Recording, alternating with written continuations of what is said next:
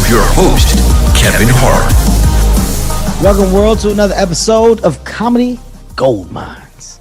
I hate that I have to give an introduction to what we do on this particular show, but without an introduction, for my new listeners, you may not be aware of what this is, which is why the introduction is necessary. Comedy Gold Mines is a podcast where I get into the minds of comedians, comedic actors, people that have a comedic love or comedic talent.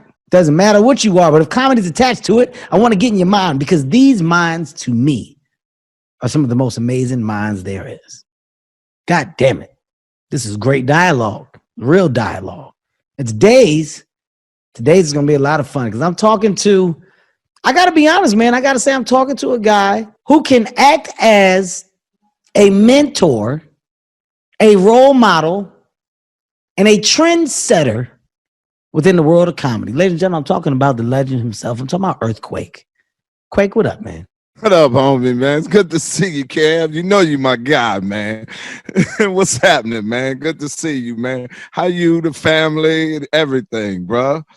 Man, everybody's good. They got no choice but to be. If they weren't, I would say shut up and stop complaining. Okay? Everybody has to be good. Quake, let me tell you why I said mentor. Let me tell you why I said trendsetter.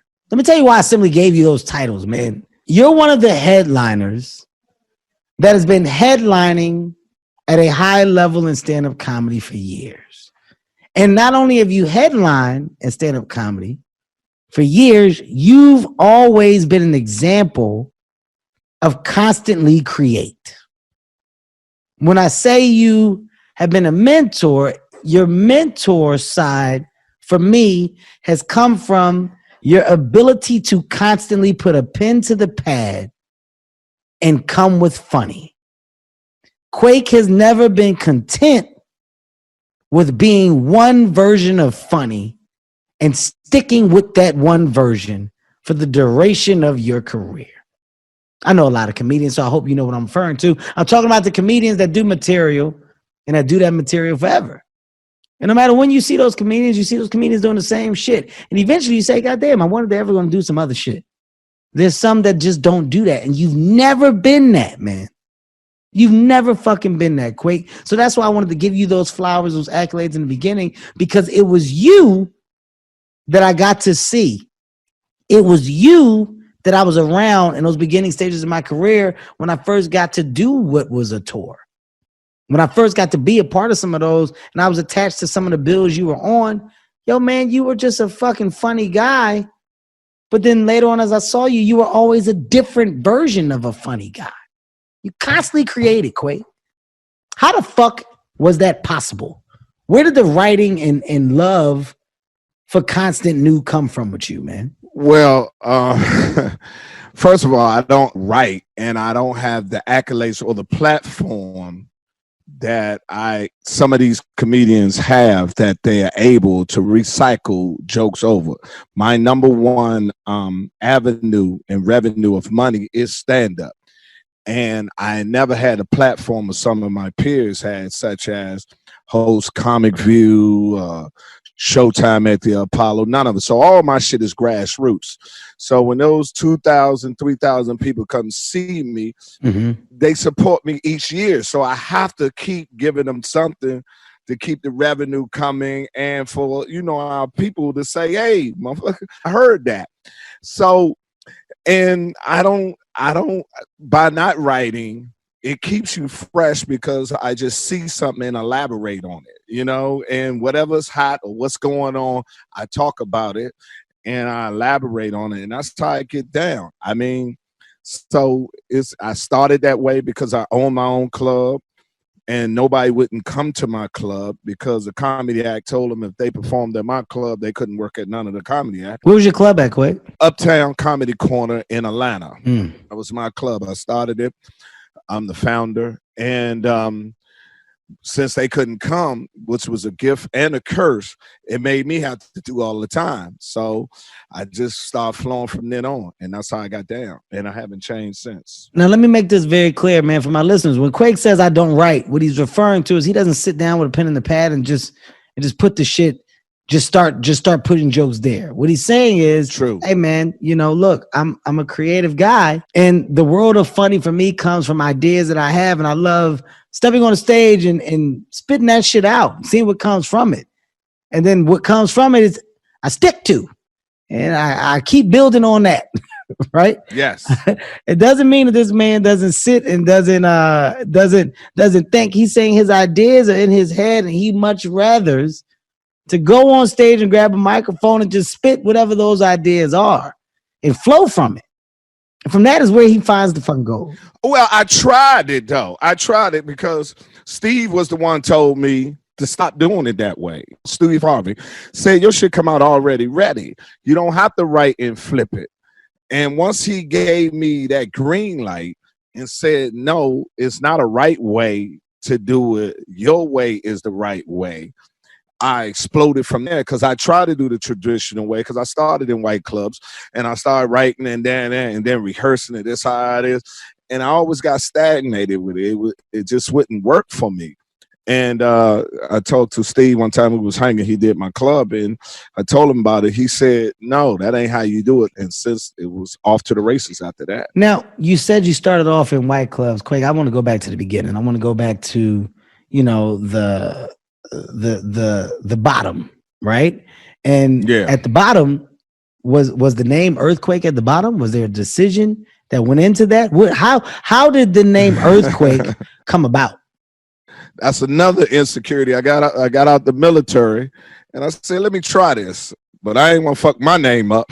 So I said, let's try EarthQuake. So if this shit don't work out, I don't know that nigga. My name Nathaniel. My name Nathaniel.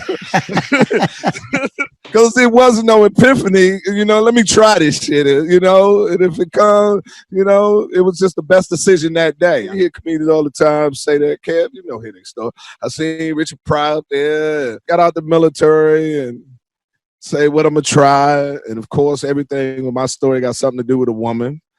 And we watched Delirious, and she was on the floor just dying. I said, that shit funny. But it ain't that funny. If you just want to fuck the nigga, just say you want to fuck him. But don't be rolling all on the floor and nice and that kind of shit. You know what I mean?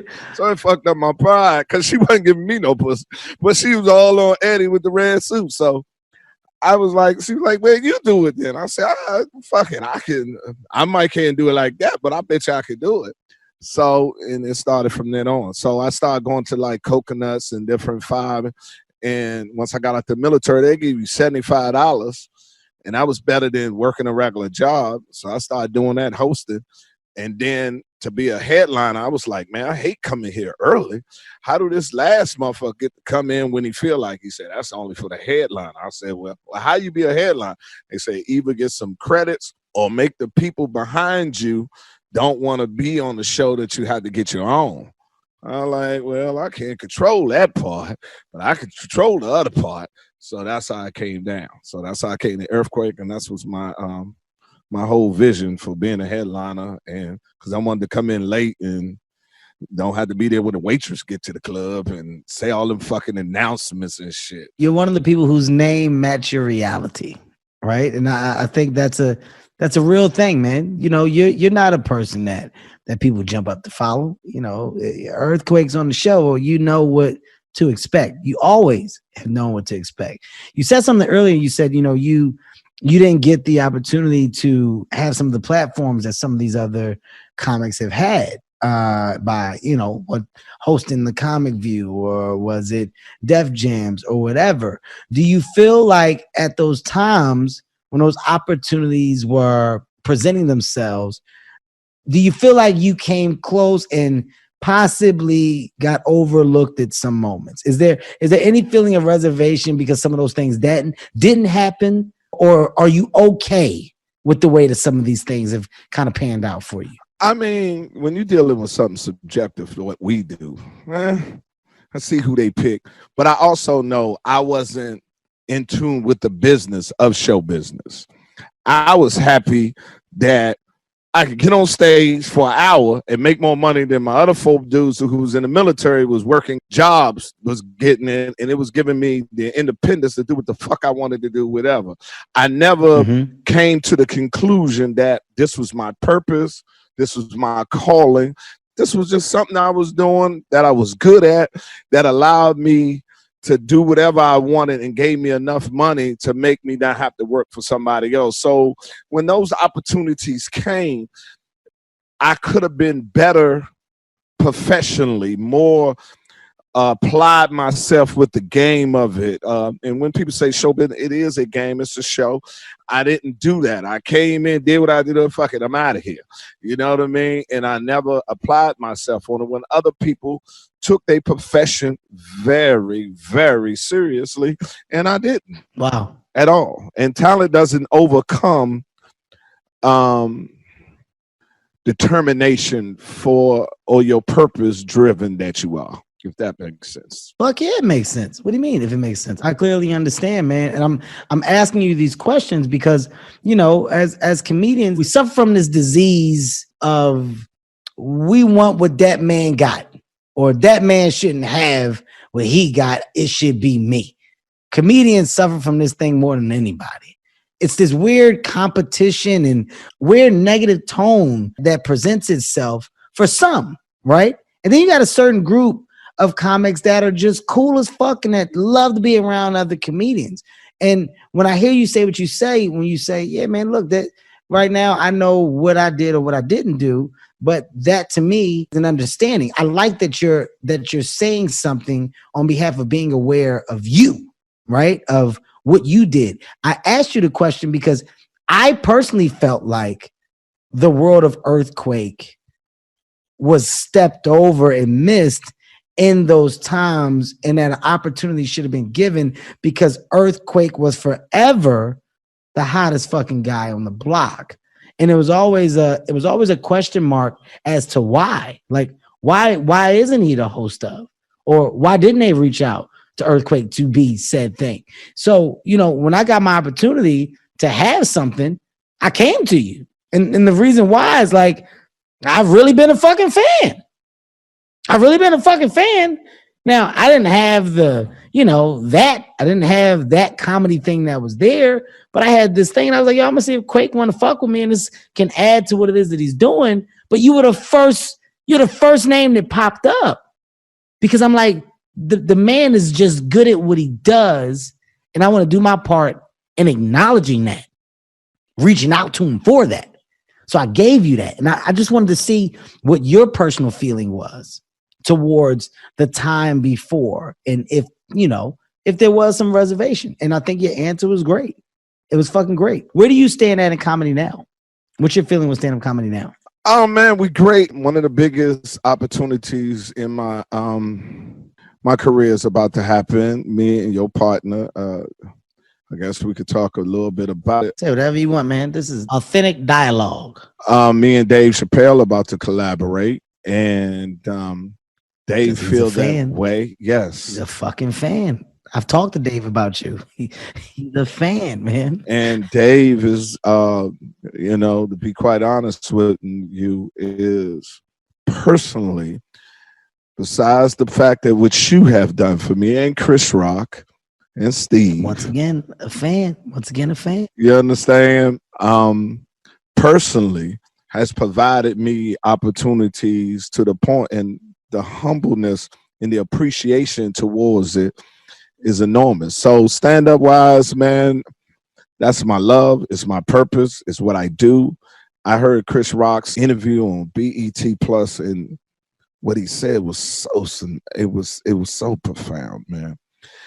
He said Dave Chappelle told him about people being funny or not. He said, no, comedy is a language that I speak very well, and it defines us. You talk that language so great. We talk that language so great. And just to be, it's a language that it is, and just to be blessed enough to have it and be able to be self-sufficient on it has always been great for me. And now for people that's in position such as yourself, Dave, and Chris did it for me when he put me on Everybody Hates Chris. To allow me to do it is the most humblest thing in the world. So to answer your question, 21 has been a great year of being with you for 3 years on your platform and making it the show what it is, the recognition that comes from this, and Dave's reaching out to collaborate for us to do this summer. It's just been beautiful. Well, I'll tell you what, man. I'm saying this, and I mean it. It's something to say when you're the comedian's comedian, right? And by that, I mean, I can say 3 comics off the top of my head. Matter of fact, I want to say 2. There's 2 comedians that are comedians, and that's you and that's JB Smooth, right? And when I say that, I mean, regardless of who the fuck you're talking to, your name comes up. It's a thing of, I mean, been funny forever. Pound for pound, one of the funniest ever fucking do it. It's that thing. And when you said Dave, we've talked about you. We've sat in rooms and we've conversed over how fucking talented you are, how sharp you are, how witty you are. and you know, for me, it's one of those things where I don't understand why the code was never cracked. So the stronger I get, how do I find a way to position you to crack said code? Right? The stronger or the more powerful the position, what's the code that can be given to you that you're like, oh, this is the shit, fuck. Fuck. And I think it's just something that, you know, that it's going to happen. It's truly going to happen, man. Right. When we talk about comedy today, though, yeah. right? And you're saying, dude, you're blessed. 2021 has been a great year. The state of comedy, and this is something that I've asked, you know, a lot of the people that I've had on. What do you feel about the state of comedy today? You know, where we actually are, the light that's being shined on it, the magnifying glass that's over the comedian. Do you feel like it makes you better? Do you feel like it makes you worse? Do you feel like it doesn't matter to you? What's your lane? I think right now it's going to be a renaissance for us. I think they're going with the third eye. I think we right below the pastors. People going to need us. We are even during this pandemic. We're frontline workers also. Wow. I mean, just as bad as coronavirus is contaminating people's bodies and killing them, so is mental health helps. I mean, you yourself there's no way for you to ever know, Kev, how many people you helped them get from Tuesday to Wednesday. Mm-hmm. So they was able to deal with Thursday. You get what I'm saying? That one joke, that one special helped them to get to Wednesday till that he could deal with Thursday. Had you not did that, it would have been fucking over at Tuesday and they wouldn't have said Wednesday and Thursday. We're frontline workers. So the importance of what we do and who we are can't be downgraded. So me personally, I think right now, no disrespect to any other genre of talent that's out, but Al is going to be the front line, up the front, to be able to put everything. We're the only one that can deal with the social aspect of it, of our profession, the laughter, just the entertainment part. If you just want to get your mind off the situation, you can come see us. If you want to be the political part of it and say this is fucked up politically, but we're gonna laugh about it together. We hit all spectrums of it. And I think right now it's gonna be like, you know, I wasn't around, but like the 70s, that they just gonna drove to clubs, to arenas and everything to hear the gospel of the stuff that we spit. And for the people, it's like I said, comedy as a language that does well, gonna do well, gonna resonate. I love that you said the third eye. The third eye makes so much sense. It makes so much sense. I mean, because look, what we do is powerful. It's something that's needed. It's something that's necessary. More importantly, it's something that has an impact, right? Like, you know, that funny and those that provide that funny, well, you know, you're providing a service. And from that service comes a needed laugh, a needed relief. So I definitely understand what you're saying when you say that.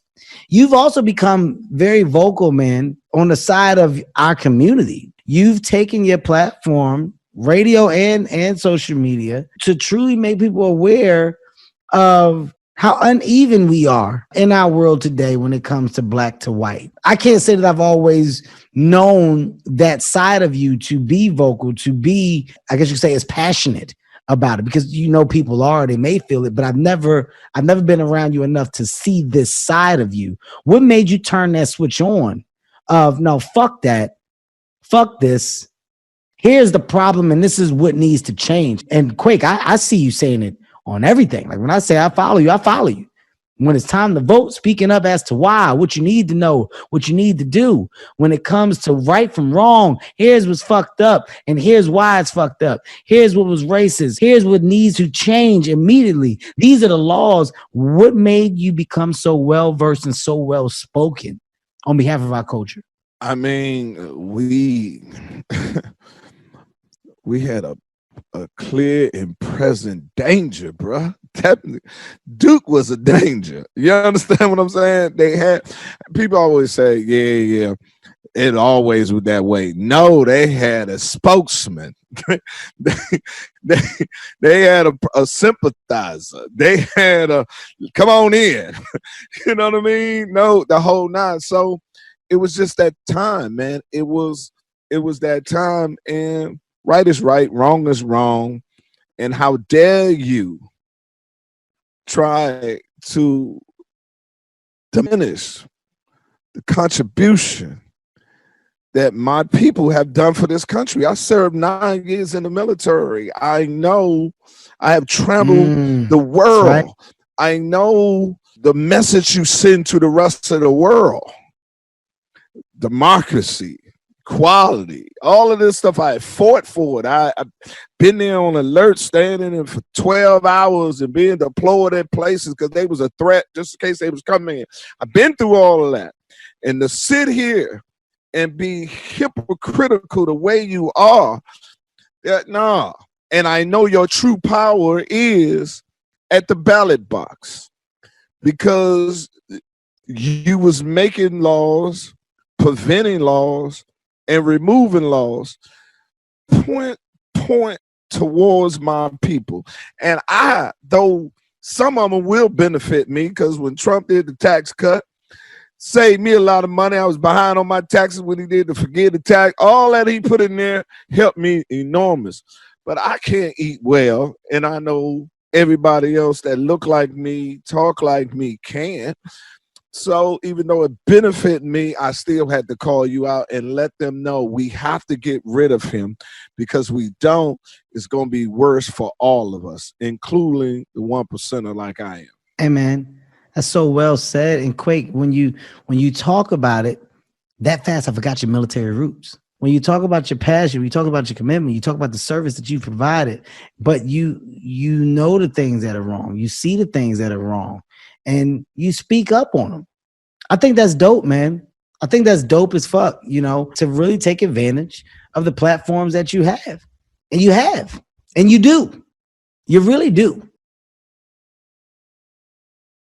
What else does Quake want to do when it comes to this business, right? Of course, you've talked about the stand-up, and you've talked about how passionate you are about the craft. What else in a perfect world does Quake want to do within this world of entertainment, within this business? I'm going to put my best work out this year. I like that. With me and Dave. Then I'm going to hang around people such as them, you and the rest of them, people that's been where I'm trying to go. And I'm going to pick a vehicle that best displays my talent. Either that is a sitcom, movie, whatever on it. And then I'm going to tour again. And then I'm going to make choices based upon the things that I want to do, such as movies and TV, that enhances, where I want to be at. And what I mean by that is, I just left. I love being on the neighborhood with Said, because I'm learning a lot about it, but it ain't work. So I want to do more shit that ain't work, but allow my creativity to come out. Because if it becomes work, then it stifles my creativity because I'm thinking instead and allowing my natural gift that God has given me. So I have to get around people such as you, Dave, Chris, and there's these opportunities that I feel that's going to come to me. How do I do this, brothers? How do I want to do this? How do I do this and control this much of the control of it to allow me to do it this way and do it, and I'm good with it. Well, Quake, that comes with conversation and dialogue. And I mean, right now, when you have thoughts or you have ideas, if it's about executing them, that's where we got to do our job as friends to make sure that we're opening up, you know, the lines of communication to give that information. So when you say to me, hey, Kev, yo, I've never asked. I ain't never asked you for shit, man. Right now, I'm asking for the understanding of how to do this and how to do it correctly. I got a job to do at that point as your friend, as your guy. And if I don't do that job, then that means that I'm not really what I've said that I am. That means that I'm not really stepping up to the plate to simply provide you with understanding and information. That shit should be free. And when you got people that have it at the level that you have, when you're talking about Steve, when you're talking about Sed, when you're talking about Dave, when you're talking about myself, and that's just to name a few, you can go down a list. You don't have the enemies. You got the fans. I'm telling you in a nutshell, brother, like there's no world where that isn't given. There is no world where the business would not be given. And I'm telling you that. That's on this podcast. This ain't for fucking fanfare. That's why I don't do setup questions. That's why I don't do a prep. This is real dialogue. This is real fucking dialogue. You got that from me, man. How many years you got in the business now, Quake? Since 91, brother. God damn. Yeah, got out the military in 91, went to Atlanta and started off. And to your credit, you told me this, though. And people that said it, you said, man, and you say you got an ace in your back pocket. When you want to use it, come holler at me. You told me that when you gave me the show. Told me that. But see, brother, I'm not going to come to come. I'm going to come and like, it's right. I'm right. I'm there. It's there. I'm not going. It's a shot. You don't. When you come for a shot and you asking for a shot, it's also your responsibility if you have done everything for yourself first before you ask somebody else. So I had to lose the weight. I had to take my acting class. I had to see what people was doing. And then I had to come to the conclusion, what do I really want to do? And those things just came in the last 2 or 3 years to what I really wanted to do, and also got the people out of my life that would have prevented me and was preventing me from having it.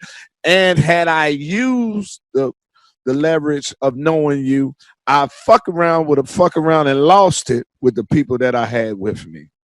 So my spirit wasn't right. So if I wasn't right, I wasn't coming to you and say yes. But I'm right now. Everything is good. Everything is right. I have never been so clearly. I know who everybody is. I know who everybody is not.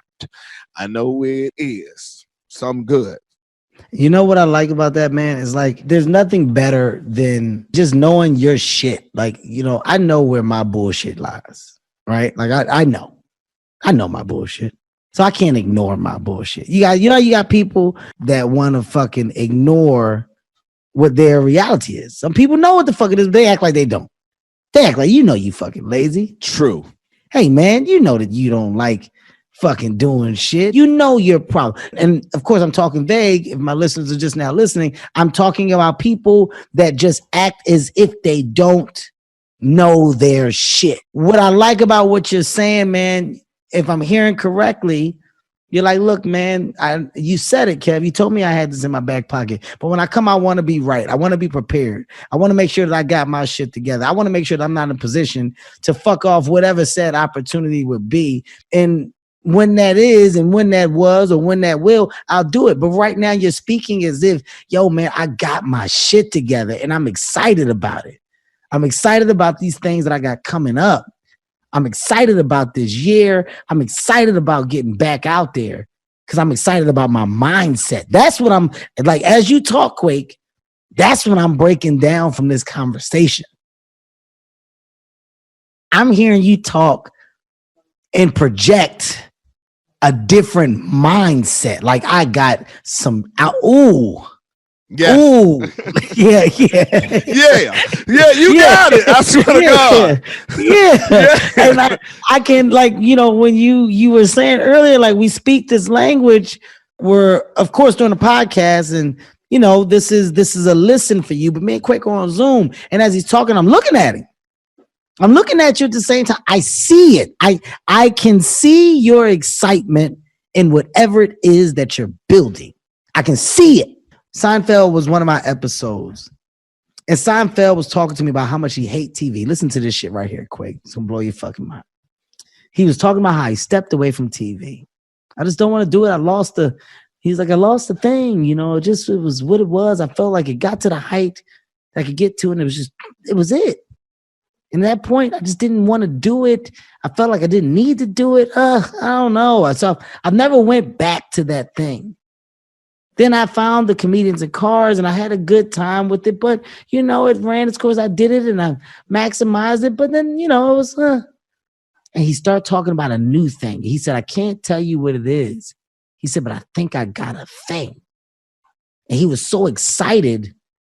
He was so excited about having a thing. At that level, Quake, I'm telling you what I'm telling you for a reason. At that level and that height of success, what was more important than anything was his excitement over having a thing again that he could dig back into. Your excitement is about a fucking thing, and you don't want to say shit about it because you're like, ooh, when these motherfuckers see, ooh. I love it, man. Who is Quake's mentor? Who does Quake talk to? Who has Quake talked to? That's another Achilles heel of mine, because all y'all are my friends, but we don't conversate. So I have to get y'all information and education third party that God give it to me. I might hear something that you say and it resonate with where I'm at without me have to talk to you. You know what I mean? And that's how it's always been through my career. It always have been. Us, hearing Steve with his Steve Harvey's speeches in the morning before he get on there. It moves me. As soon as I catch him, I swear, just like a pastor when you're walking into a church, he talking to me today. That kind of thing. Oh yeah. Oh, my man. And so that's how I get down. I don't watch too many comedians that way, because since I don't rap and it's a thought process, I try not to listen to them, though I want to, because I don't want to be contaminated and think I came up with it subconsciously. So I have to keep my mind pure on that end. You know what I mean? I just can't watch. I'm the same way. But other than that, man, that's about it. I watch more interviews. Like I said, I watched Chris Rock's ones that he was on BET, and it was everything I needed, formulated right where I was at. And I'm like, And that's the same thing. Every time I see your interviews and stuff, I watch it because I know something, as if I was talking to you, gonna come out of there without me physically being there asking you that question. I swear to God, this is just why I like doing this. I like doing this shit for these conversations, man. It gives me an opportunity just to have the talk that I wish we could have more of, right? And it encourages me now to go, man, let me just make sure I check in more. Make sure, because it's not all on one side. Like, let me make sure I check in more, because those check-ins go a long way. And right now, between you and I, this is acting as a check-in for me. It's acting as a check-in, but it really, like, I can do better with us. I'll say that, Quake. You on Quake's house, Sirius XM. For those who do not know, Quake has a radio show on Laugh Out Loud Radio, and he's been with me for fucking 3 years, 3 seasons. You on 3 seasons, right? If I'm not mistaken, Quake. And there's an assumption of, yo, man, me and Quake, we fucking great, man. That's my guy. And, he my guy. I know that that's my guy, and it's an assumption, but this here there's a strong sense of warmth. That's right. That's come from this conversation here. Yes. And I'm letting you know for real, factually, I'm gonna do better with us. Just with me and you. Just checking on my fucking guy. Because what you're saying, like, yeah, man, I don't be wanting to, I gotta get it in pieces, or I'm waiting to come. There needs to be just more of an open door here in general for you because of my level of respect for you, man. It's like that's like I'm telling you, I'm not just saying that shit. This is it's real. There's a high level of respect for fucking Quake. Quake, there's so many similarities that we share. I remember when we were going through our divorces at the same time, right? And the crazy thing about the divorces, the one thing we're not going to do is get into a conversation about our exes, because that's not what men do. We don't do that. We don't need to go and talk about things or bring up stuff or bash. But I remember there was we just laughed at one another at one point. Yeah. Because we were going through the same shit. You get to passing these stories back and forth, and all you can do is laugh. That's all we can fucking do is laugh. Yeah, me too, man. Me too. I'm about to. Yeah. Remember we was at the after party? You like, yeah, you was coming out of yours. And you said some shit talking about, yeah, it's good to have a good woman. You ain't got to go through that shit. I said, well, thanks, kid. Yeah. Ain't gone through. Oh, I'm sorry, Quake. It's just hitting you still, huh? Remember we was there? I said, well, you was sitting on the back of the shit. And I was like, so really, man, you gonna bring that fucking shit up right now? Yeah, I remember that shit like yesterday. That to me is so funny, because when you have those moments, you hold on to those moments. You hold on to those fucking relatable moments, man. You said you gotta go, and you got so many. You pick these pieces from all of them, right?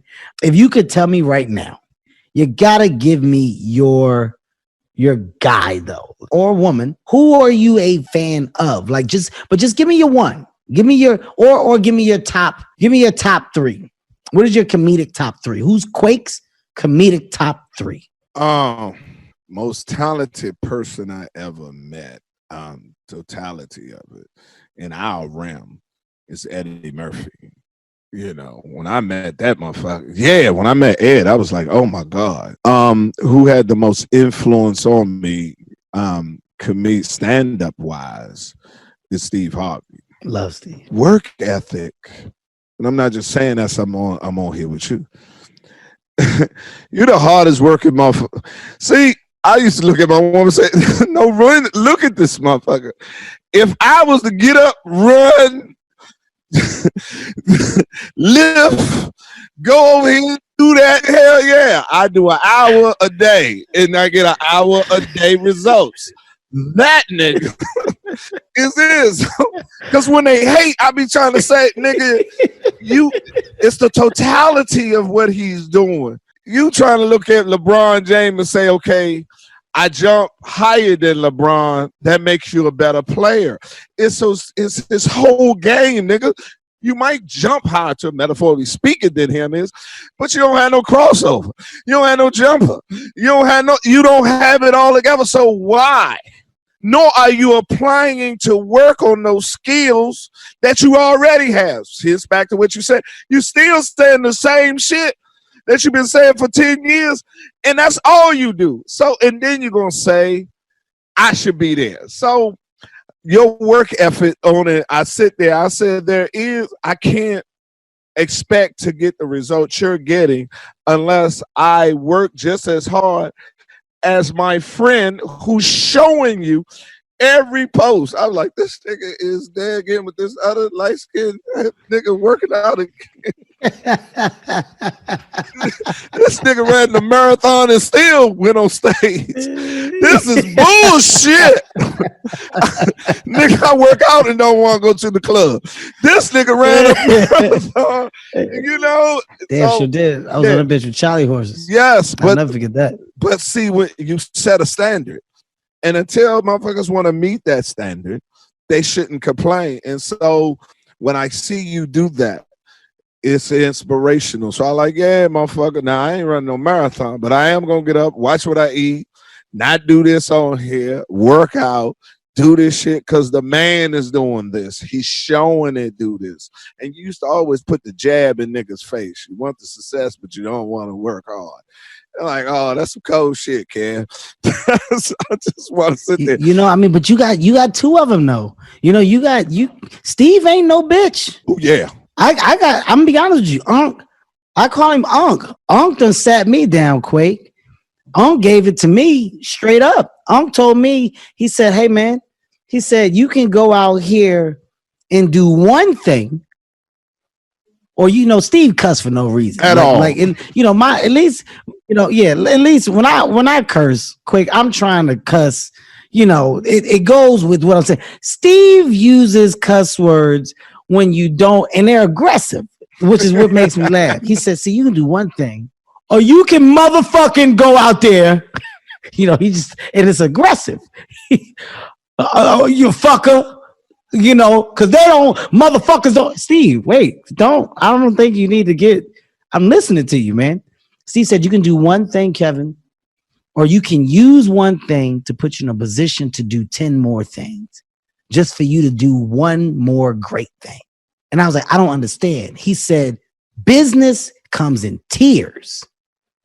He said, you only have one tier when you tell a joke, but that joke takes you to a place where you can get to another tier. And then on that tier, you learn that writing the joke can put you in position to write the show.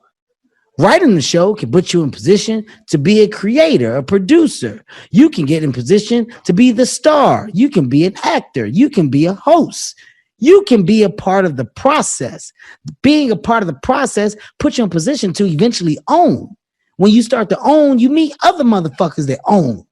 When you meet other people that own, well, guess what? They let you invest in stuff they own. Now you look at it, you in the venture business. He said, when you get in the venture business and you start to become a person that owns several things, well, people think you got the magic touch. So now guess what? They want you to be the face of more shit that people can own, so they know that you're the guy. He said, it doesn't stop. He said, the world is big because of how many people are in it. Do you want to go to one place in the world, or do you want to go to them all? And when you go, do you want to be known? You talking young K Hart, Quake. We're at the Hoodie Awards. Steve sat me down. This is when it's starting to happen. And he let me know how he broke the Hoodie Awards down. I started this, but I was in business with this people, and they came in as sponsors, and I made them all put up set amount of money. We put this thing on, it's for the people. But listen, y'all gonna pay for this because the people not getting the money from y'all, and they need to feel this. So I'm gonna provide it. He gave such a simplistic outline to the structure that he has approached his profession and his craft with. And it's never left me. It's never left me, Quake. It's a compliment, and I thank you for that. I mean that. I thank you for that. But Steve ain't no bitch at all. That man doesn't. And like even now, Quake, you with radio, like this is huge. It's huge. Like, you do great numbers on this platform. You got an audience. That's your audience, man. You got an audience. And with that audience, they're going to follow you. So as you now continue to do more, man, you get to let your audience know weekly. You get to let your audience know you're creating a fucking circle. And that circle is going to be revenue that just comes back to you. You're going to tell people where the hell you go to perform. They're going to go there. They're going to buy tickets there. You're going to tell people what you're working on or what show you got coming out or what movie you're going to do. Hey, what you're creating and why you want to do it. What book you writing. Motherfucker, you got to write a book. Yeah. And if you want the information as to how to get there, I'm here to give it to you. You got to write a book, Quake. Your comedic journey, man, stop it. Stop it. Stop it. This younger generation has to know. They need to know. Why not? Why not? One of the best storytellers to touch a goddamn microphone. This is when Steve would cuss at you, by the way. Motherfucker.